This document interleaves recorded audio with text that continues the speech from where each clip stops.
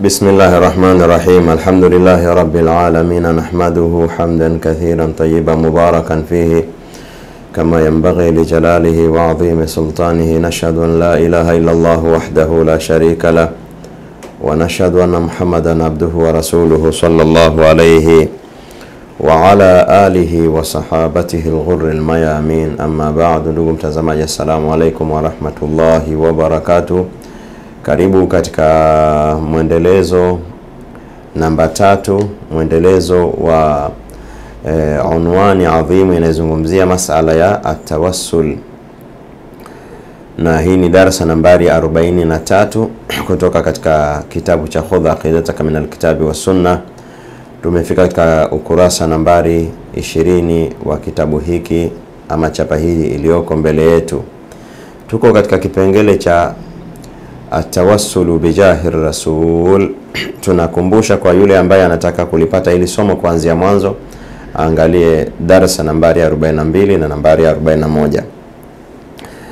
Katika kipengele hiki cha mwisho katika atawassuli tunazungumzia kutawassali kwa jahi ya rasuli, kama mtu kusema vile ya Rabbi, ninakuomba kwa jaha ya mtume. Jaha ni cheo, kwa cheo cha mtume sallallahu alaihi wasallam, yani kumuomba Allahu jalla wa ala kwa sifa katika sifa zilizo nzuri za mtume Muhammad sallallahu alaihi wasallam. Anasema amma tawassulu bijahi rasuli, amma kutawassali kwa jaha ya rasuli, ka qaulika, kama kusema kwako, ya Rabbi bijahi Muhammadin, ya Rabbi kwa jaha ya Muhammad, ishfini, niponye. Anasema fahadha bid'atun, huu ni uzushi, yani jambo hili ni geni katika Uislamu. Mtume sallallahu alaihi wasallam aliomba katika maombi yake, hakuna kwamba aliomba kwa utukufu wake au kwa utukufu wa mwenzake kama Ibrahim ama Musa ama Isa ama utukufu wa malaika Jibril. Hakupata Mtume sallallahu alaihi wasallam kumuomba Allah kwa utukufu wa yeyote, lakini kinyume chake alikuwa akiomba kwa utukufu wa Mwenyezi Mungu Jalla wa Ala, kwa majina yake na sifa zake. As'aluka bikulli ismin huwa laka, ninakuomba kwa kila jina ambalo ni lako. Ya Hayyu ya Qayyum, ewe uliye hai mwenye kujitegemea usiyemtegemea yeyote. Bi rahmatika astaghithu, kwa rehema zako, kupitia rehema zako ninaomba msaada, ninaomba kuokolewa, ninaomba uokozi. Haikutokea hiyo kwa manabii waliokuwa kabla yake, kwamba nabii anaomba kwa cheo chake au kwa cheo cha yeyote. Kadhalika maalfu na malaki ya masahaba bwana Mtume Muhammad sallallahu alaihi wasallama na matabi'in na maimamu wanne, haikukutikana katika maombi yao wakiomba maombi haya. Ndio maana ya hili neno, jambo hili limezuka, na kwa sababu unafahamu Mtume sallallahu alaihi wasallam ndiye aliyefundisha dua pamoja na utaratibu wa dua. Kwa hivyo jambo hili lingekuweko, basi tungepata hata mfano wake, hata kama isije kwa tamko la bijahi Muhammadin, basi ingekuja labda kwa jaha ya Jibril, kwa jaha ya haikuja. Jambo hili ni bid'a. Kwa nini anaingiza neno bid'a?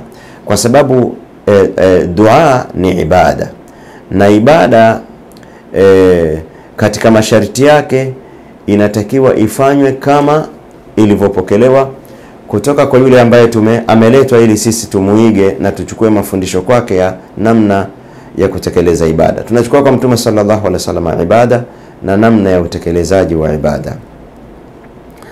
Lakini ndugu zangu, nikumbushe kitu kingine, kwamba cheo cha Mwenyezi Mungu azza wa jalla ni cheo kitukufu kuliko cheo cha yeyote yule. Na yeye amesema niombeni kwa cheo changu, niombeni kwa majina yangu na sifa zangu.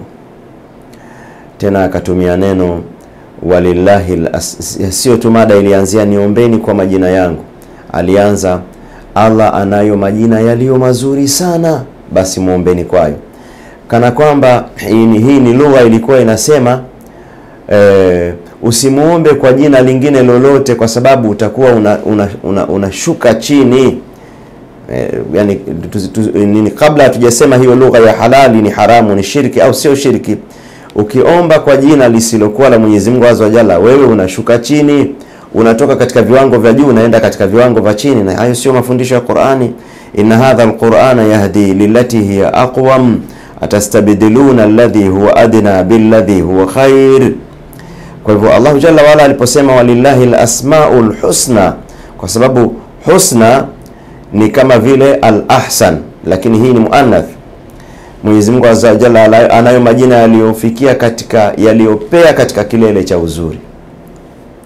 Muombeni kwa majina hayo, kana kwamba anasema msimuombe kwa majina mengine, kwa sababu hayana hiyo level ya majina ya Mwenyezi Mungu Subhanahu wa Ta'ala.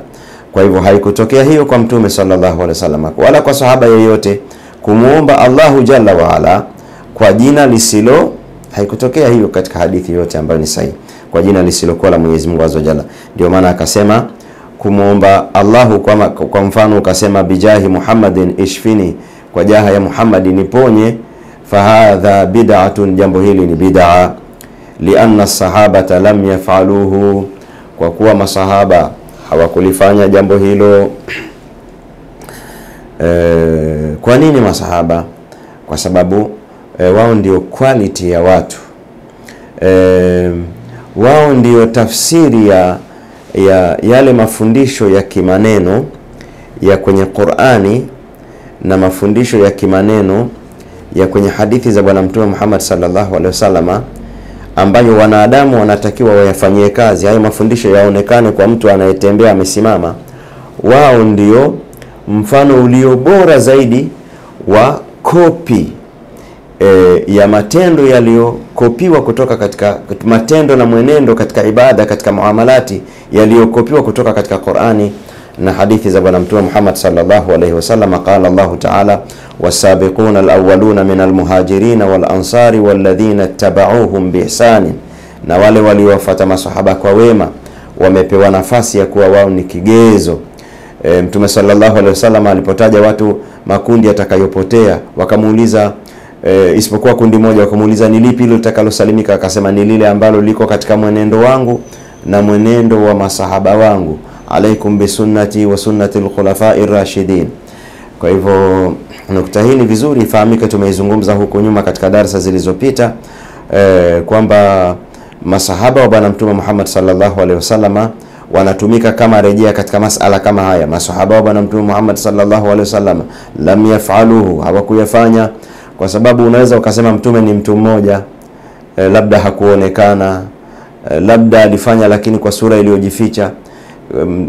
Ni mambo ya mtume na matendo yake yanaonekana katika kopi za watu wengi ambao ni masahaba ridwanullahi ta'ala alaihim ajma'in. Kwa hivyo hii ni hoja ina nguvu unaposema lianna sahabata lam yaf'aluhu, kwa kuwa masahaba hawakufanya. Walianna Umar tawassala bil Abbas hayyan bi du'aihi, na kwa kuwa Umar radhiyallahu anhu alitawassali kwa Abbasi alipokuwa hai kwa dua yake. Angalia hili neno tawassala Umaru bil Abbas, ametawassali Umari kwa Abbas. Usiingize tafsiri zako, kwa sababu hili ni jambo la kihistoria limekwisha kupita. Alitawassali vipi, ili uangalie hiyo tawassuli inayosema ni kwa tafsiri hiyo unayotaka kusema wewe. Alitawassali yani alimfuata al-Abbas akamwambia, wewe bwana tunakudhania khairi, ni mtu wa familia ya Mtume Muhammad sallallahu alaihi wasallama, tuombee dua. Hoja iko wapi hapa? Hoja iko kwamba ingelikuwa inajuzu kutawassali kwa jahi ya rasuli, kwa cheo cha mtume. Cheo cha mtume kingalipo hata kama amefariki. Kwa hivyo asingelikwenda kwa Abbasi kumwambia tuombee dua, angesema tu ya Rabbi tunakuomba kwa jaha ya rasuli, tunakuomba kwa jaha ya rasuli. Kwa sababu wale wanaosema kwa jaha ya rasuli tunadhania huwa wanamaanisha kwamba tukisema kwa jahi ya rasuli, yani hiyo dua yetu inakuwa imebebwa ni kama ndio rasuli anatuombea. Sasa kwa nini asiende kuibebanisha dua yake kwa jaha ya rasuli, japokuwa yuko kaburini, cheo chake kimebakia vile vile Rasulullah sallallahu alaihi wasallam. Alipokuwa hai walikuwa wakimuendea wakimwambia tuombee. Kwa nini sasa wamekoma baada ya mtume kufariki? Kwa sababu wanajua kwamba yani haijuzu kutawassali kwa wafu wala haijuzu kutawassali kwa cheo, japokuwa cheo cha Mtume sallallahu alaihi wasallam bado kipo, lakini masahaba wanajua kwamba inajuzu kumwambia yule unayemdhania kuwa ni mtu mwema niombee dua, na sisi hatuna ishkali katika hilo. Nikisema sisi, yani sisi ahlus sunnati wal jamaa. Walianna Umar tawassala bil Abbas, na kwa kuwa Umar alitawassali kwa Abbas, yani hayyan biduaihi, akiwa hai Abbas wala sio amefariki, akamwambia tuombe. Wala yatawassal bir rasuli ba'da mautihi, wala hakwenda kumuomba dua mtume baada ya kufa kwake. Sababu kuna watu wengine wanasema sisi hatumuombe mtume, tuamwambia atuombee. Kwa nini asiende kumwambia mtume na kaburi lake liko hapo? Wa hadha at-tawassul qad yuaddi lishirki, hii tawassuli ya kutawassali kwa jahi ya rasuli inaweza ikapelekea katika shirki. Wadhālika idha i'taqada anna Allah muhtajun liwasitati basharin kal amiri, hiyo ni pale atakapoitakidi kwamba Mwenyezi Mungu Azza Jalla anahitajia mkalia kati, refari kama amiri, yani kama kiongozi, wal hakim na hakimu, li'annahu shabbaha al-khaliqa bil makhluq, kwa sababu atakuwa amemfananisha Allah na kiumbe. Kuna watu wanasema Mwenyezi Mungu Jalla wala, wewe ni nani, una nafasi gani? Huwezi kwenda kumuomba nani moja kwa moja. Hata hapa duniani ukirao kumuona rais ni lazima kuna watu utapitia, utamuona waziri mkuu, utamuona makamu, utamuona nani mtu wake wa karibu. Mwenyezi Mungu Azza wa Jalla laisa kamithilihi shay'un wa huwa as-sami'ul basir, hafanani na yeyote. Kwa hivyo unapotoa hoja kwa kumkompea Allah na viongozi, nani hoja hiyo haisimami sawa sawa. Viongozi kwanza wapendi kuombwa, na wanaweka urasimu ili wasiombwe, na wanaweka urasimu ili wasifikiwe. Haya yote Mwenyezi Mungu ametakasika nayo. Mwenyezi Mungu Azza wa Jalla anapenda kuombwa. Mwenyezi Mungu Azza wa Jalla hakuweka urasimu. Mwenyezi Mungu Subhanahu wa Ta'ala anajibu dua za waja wake. Inna Allaha yabsutu yadahu bin nahari liyatuba musii'u al-layli wa yabsutu yadahu bil-layli liyatuba musii'u an-nahari. Mwenyezi Mungu Azza wa Jalla 24 hour amefungua mlango watu watubie, watu wamuombe Allahu Jalla wa Ala usiku na mchana. Kwa hivyo Allahu Jalla wa Ala hafanani na kiumbe. Na walimaarifati almazidi min at-tafasili wa adillati hadha al-mawdhu, na kujua ufafanuzi zaidi na dalili za maudhui hii, yuraja'u risalatu at-tawassulu wa ahkamuhu wa anwa'uhu. Watu warejee katika risala. Risala ni kitabu kidogo ndio kinaitwa ar-risala, cha nani? Cha Sheikh al-Albani rahimahullah, cha Sheikh al-Albani, Mwenyezi Mungu Subhanahu wa Ta'ala amrehemu. Kwa mukhtasari huu tutakuwa tumehitimisha hii darasa ya at-tawassul. Hatukukusudia isipokuwa khairi, wala hatukusudii mavutano na makinzano ya watu katika masala haya. Haya ni masala ya dini, ni masala ya amali za watu. Tunamwomba Mwenyezi Mungu Azza wa Jalla atuoneshe haki kuwa ni haki, aturuzuku kuifuata, na atuoneshe batili kuwa ni batili, na aturuzuku kuiwata. Wa sallallahu wa sallama wa baraka ala nabiyyina Muhammadin wa ala alihi wa sahabatihi al-ghurri al-mayamin, walhamdulillahi rabbil alamin.